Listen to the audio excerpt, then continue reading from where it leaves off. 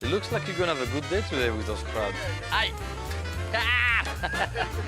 Even with the gloves, they hurt. Yeah, oh yeah. Coming to Urbana and having soft shell here, it's a great reminder that the most intelligent way of cooking them is to do something which is minimalistic and meaningful to elevate the product. Oh, man.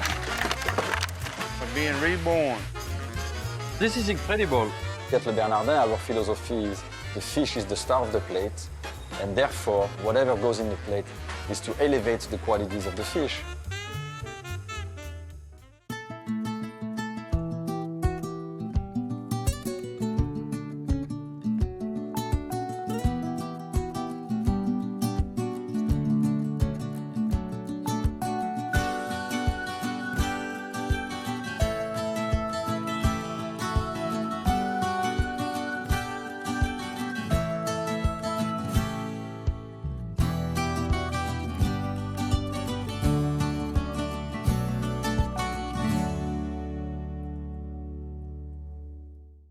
Made possible by Cuisinart and the elite collection of food processors.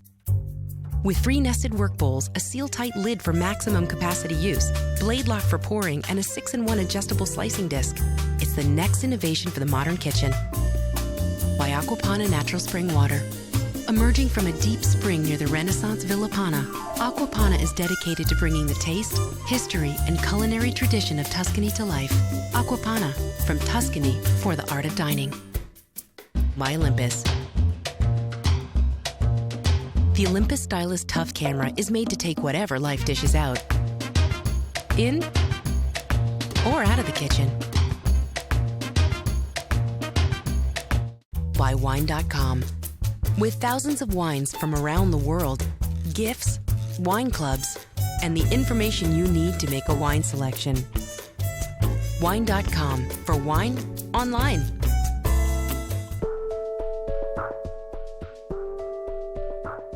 Here at Sunrise in Urbana, Virginia, I have been lucky enough to have been introduced to Thomas Lee Walton, a third-generation waterman, who invited me out on his boat to go crabbing for soft shell.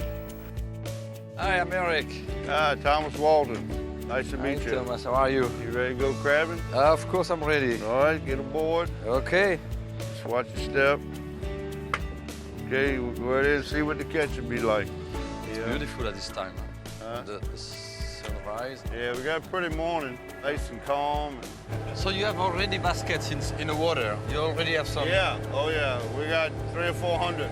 300-400? Yeah, that's my son crabbing right over there. Oh yeah, I see him. Yeah, he beat us out here. Morning! Good morning, how you doing? I say good morning to you. Good Go get him, yeah, that's right. Now, that's my brother. Hey, Ricky! What's up? That's good enough. I see him every day. I got 2 brothers that work on the water, myself, 2 sons, and of course my mother and aunt ran that place, but they slowing down now. I mean, my aunt used to actually come out here and do the crabbing. She used to do it, right? Yes. Yeah. My grandfather. Your grandfather was over Yeah, he was from Tangier Island, which is an island in the middle of the Chesapeake Bay. Yeah. That's where their family came from. I got an apron for you. You do? Yeah. You gonna make me work? Okay. We don't worry too much about matching out here. Crabs don't care what you look like. Smells good too. You take that apron smell, you wait till you put these gloves on. They are fantastic.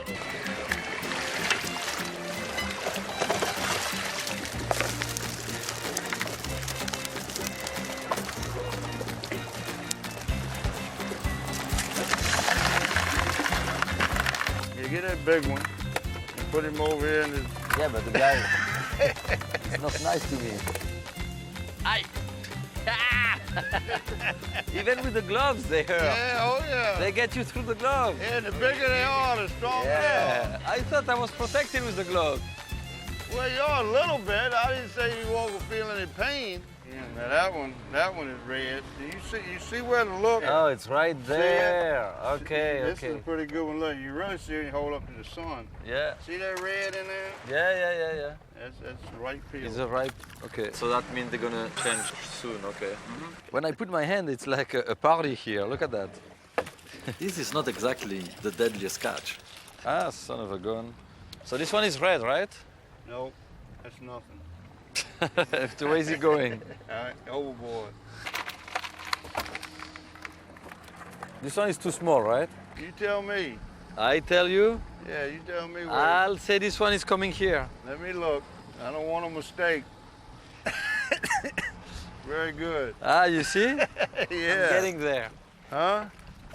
I'm starting to see the color. I'm starting to understand the sign. Well, I'll tell you what. If a restaurant ever goes bad, you come on down. I'll get an extra boat and. Okay, I got a job today. I'll put a you new to job. work. It looks like you're gonna have a good day today with those crabs. Yeah, it looks like we're gonna have a pretty good day. It's a big change in between catching the crabs here or receiving them at the restaurant. Different story. Yeah, this is a little smellier, right?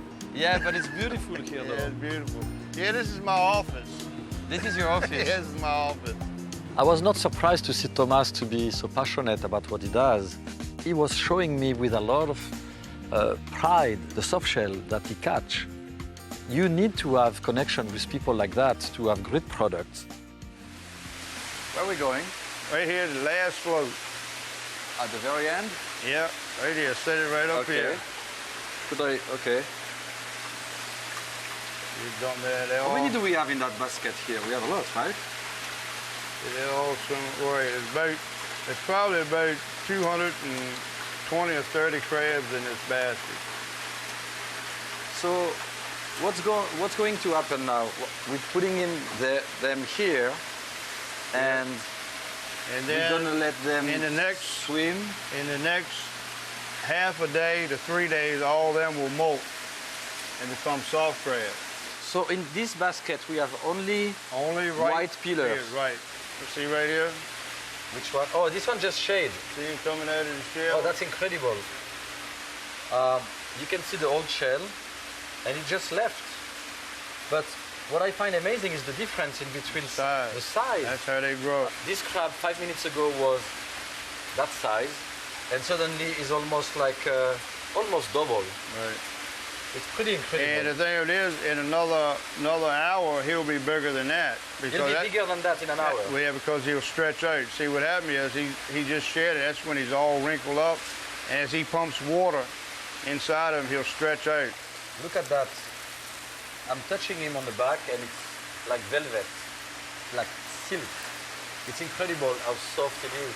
And I have never seen a soft shell like that in any fish store or any restaurant, because they cannot travel. If you ship them directly, they will die. And the last thing he pulls out is his claws. He's pulling See, his watch him claws. pull him. Should I help him? That's See, he's it. pulling right on it. Being reborn. Definitely. There you go. That's it. He's free from the old shell. And I have never experienced the process of seeing the crab getting out of the shell. This is very unique, and it's a rare moment, I guess. Not too many people see that, No. especially chefs in cities far away from where the soft shell come from. So like you were saying, they're not nice to each other, and you need to keep an eye on them. No, hard crab is one of the meanest things in the water and well protected. You know, since they are not so nice to each other, maybe we can eat a couple of them? Yeah, you can eat a couple of them. Thomas Lee packs and ships dozens of crabs to market every day, and he was kind enough to share some of those we just caught for our lunch. They're beautiful. Thank you so much. You're welcome. I hope y'all enjoy it. Of course. Thomas, see you later. See you later. Jimmy Sneed is a good friend of mine. We know each other for actually 20 years. When I used to work in Washington, Jimmy was the king of Urbanna. I used to have a restaurant right here, and he's the expert at cooking soft shell. First thing we're gonna have to do, we're gonna have to clean them. This is a jumbo, almost a whale. You go by the size, and then it's a very quick, painless procedure. You just squeeze that. it there. You take the gills off, the lungs. So it's very fast, huh, the Oh, process? very fast, very easy too once you get the hang of it. You cut off the apron, You Yes. take out the mustard, which some people like, some don't. And then we're going to set that there. And they're ready. That's clean. That's ready to go. That's clean. So you cook in a cast iron all the time, huh? Always cast iron, you know, it maintains such a great heat. I use half canola oil Half canola. and half drawn butter. Oh, really? Yeah, the butter, of course, gives it that nice nutty flavor, and the canola oil keeps it from burning. Okay. Take the crabs. All right, now I'm going to put them, I use Wondra flour. This is a super fine flour. Yeah. And the idea is to just lightly dredge them. Very nice. Go ahead. So we're going to knock off the flour. Now you got to be careful because when they're this hot, when they're this fresh, they pop, they explode. There it goes. It's Yeah, because you're right. there's so much They're water. full of water, right? Inside? Yeah, Yes. that it steams and then it has to find its way out. So you got to be careful. You learn to be very respectful of the heat here. But also remember, they're full of river water, which is salty. So you don't need to Yes. put any salt on these. No seasoning, no pepper, Nothing. nothing. Just like that. Yeah, So it's a very natural. Wow, this one I exploded. warned you. And see, it gives it a nice golden color. How long do you cook them? 45 seconds on each side. Okay. All right, so here we got them. They look beautiful.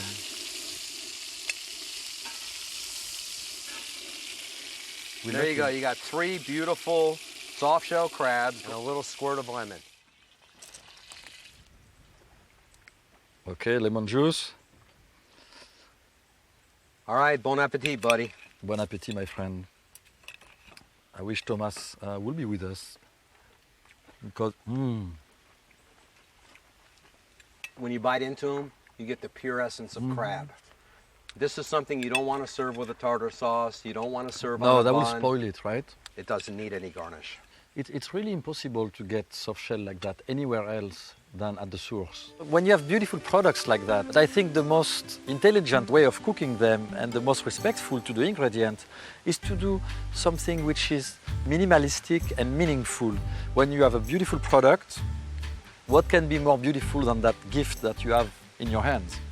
3 hours ago, these were hard shell crabs. Which is kind of amazing. It's amazing. Well, it's certainly a great pleasure to be with you again today, Jimmy. And you, buddy. And to share those amazing soft shell.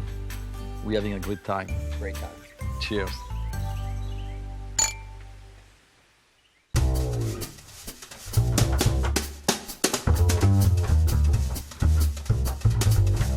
Here we have, with Ron, some beautiful yellow fin tuna.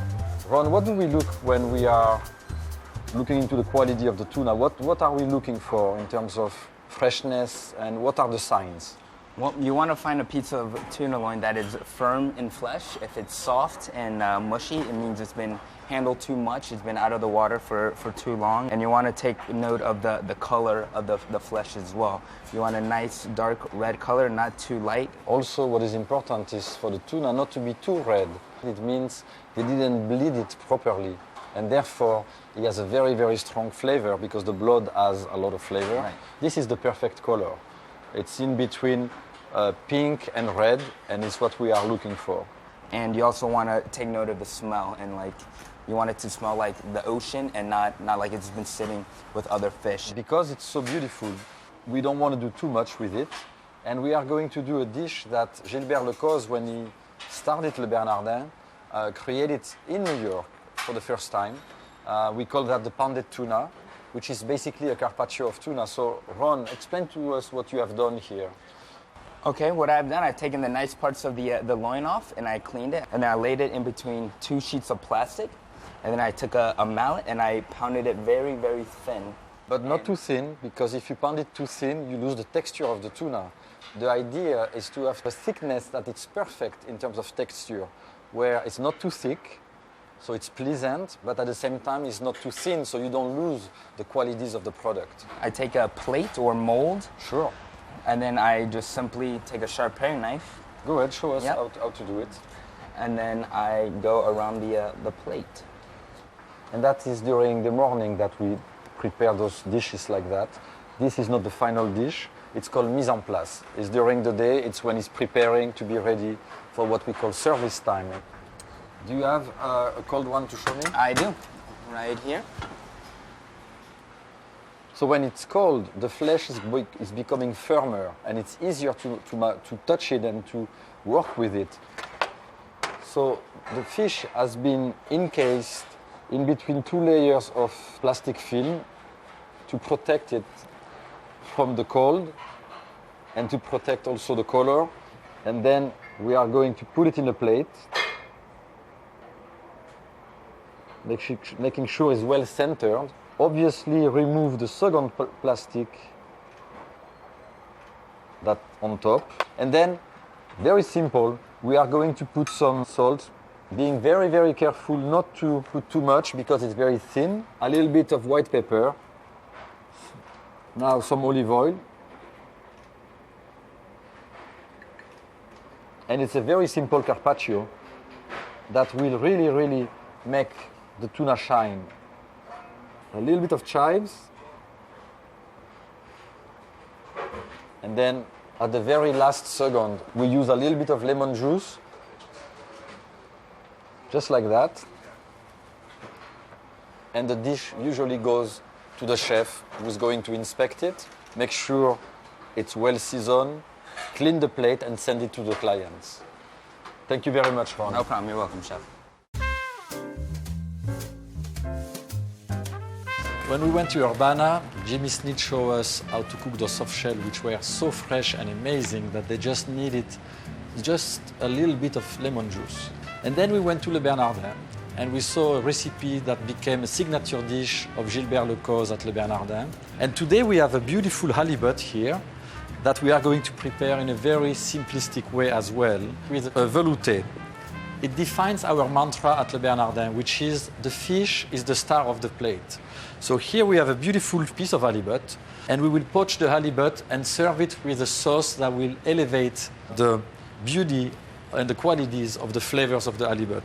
That technique was taught to me by a friend of mine who's a chef, actually. His name is Laurent Gras, and he learned that from the Chinese, because the Chinese, when they cook fish, they cook it in a velouté because it keeps the fish very juicy and gives this shiny texture to the fish. Always one of the liquid has to be cold. So this one is very cold, the flour and water, and the other one was boiling.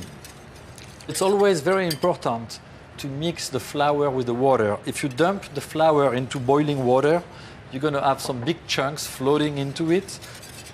Now, the velouté is going to start to develop. We're going to lower a little bit the heat. You have to make sure it boils because you want to cook the flour. The gluten is going to expand and it's going to become thick. Now I'm going to add a little bit of flavor into that broth. So I'm putting some orange juice. I'm going to add a little bit of acidity, lemon juice, and some extra dimension by bringing some vermouth extra dry. And the vermouth will bring a nice flavor to it. Of course, we're going to season it with some salt. We're going to add some white pepper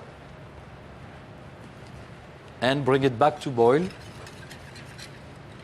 I'm whisking to make sure that the flour doesn't go into the bottom and burn. We're going to let it simmer now. And I'm going to prepare the vinaigrette. You always start with a little bit of mustard, vinegar. You can use some red wine vinegar. So we have a universal proportion.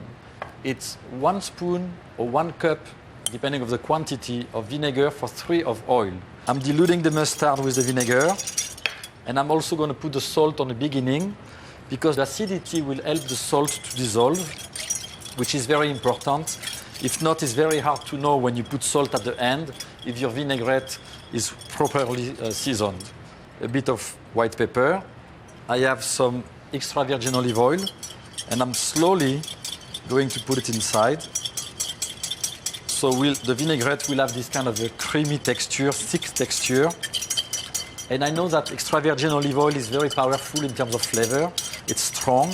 Therefore, I may want to mix it with some vegetable oil that is more neutral.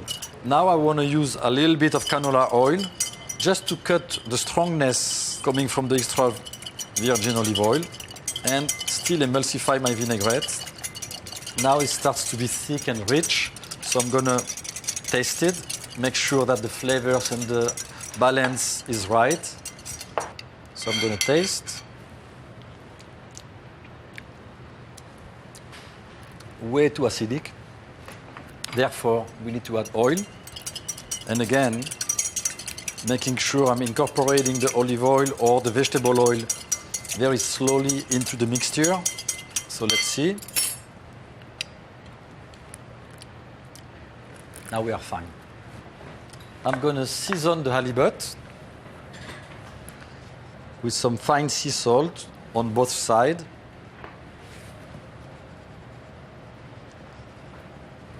And I'm gonna be very generous because the halibut is going into the broth. A lot of the salt's gonna be washed out, and I don't want the halibut to be bland. I'm putting some white pepper, and the fish is going into the broth. We're gonna keep it to simmering. While the fish is cooking, I'm gonna chop some herbs at the last minute. So I have some chives, and I have some parsley. I'm not using the stems, I'm just using the leaves. Tarragon will bring a nice anise flavor. And the chervil too.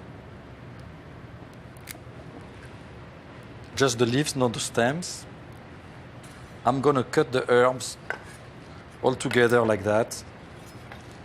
And those herbs are going to go in a vinaigrette at the very last second, because if not, the acidity will cook the herbs, they will become black, they will lose all their flavors and wouldn't taste good at all.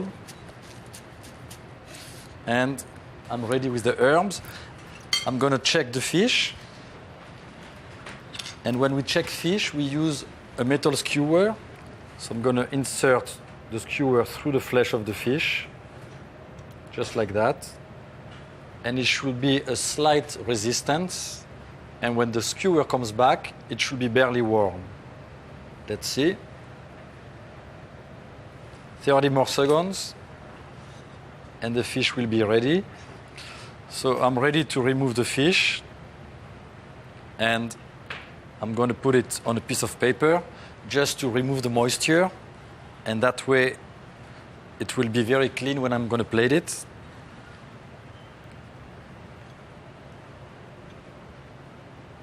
I'm going to put all the herbs into my vinaigrette.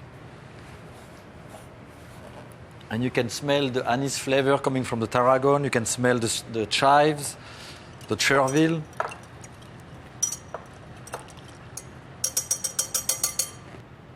I'm going to sauce the halibut.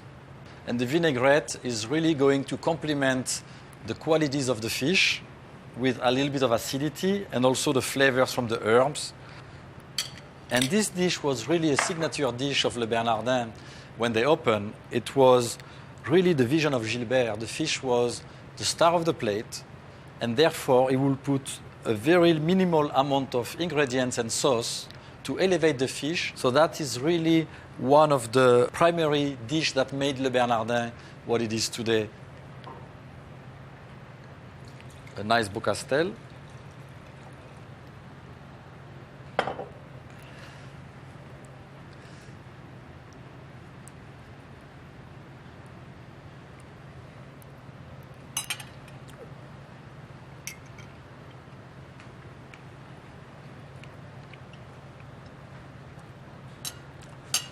It's a very elegant combination.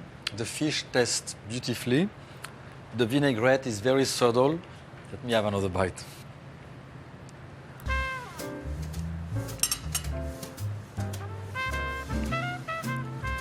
When you have a great product like that, it's just incredible. The sauce just complements the fish. What you just need with it, it's a great wine. We have it. Santé, cooked from life. This offer is not available in stores. Eric's latest book, Avec Eric, is the companion to his Emmy Award-winning TV series. Filled with over 100 recipes, it captures Eric's adventures in stunning photographs and takes you to the source of inspiration. You will also receive a 3-DVD set of the new season of Avec Eric, including 13 Perfect Pairings episodes with Aldo Sohn. The cost for all of this is $44.99, a savings of 25% off the list price at aveceric.com/TV. To order, call 1-866-469-ERIC. For more culinary inspiration with Eric, visit his website for free access to recipes, exclusive wine pairings and videos, and download Avec Eric multimedia and mobile apps. Join the Avec Eric community. Log on to aveceric.com. Made possible by Cuisinart and the elite collection of food processors. With 3 nested work bowls, a seal-tight lid for maximum capacity use, blade lock for pouring, and a 6-in-1 adjustable slicing disc, it's the next innovation for the modern kitchen. By Aquapana Natural Spring Water. Emerging from a deep spring near the Renaissance Villa Pana, Aquapana is dedicated to bringing the taste, history, and culinary tradition of Tuscany to life. Aquapana, from Tuscany for the art of dining. By Olympus. The Olympus Stylus Tough Camera is made to take whatever life dishes out, in or out of the kitchen. By Wine.com. With thousands of wines from around the world, gifts, wine clubs, and the information you need to make a wine selection. Wine.com, for wine online.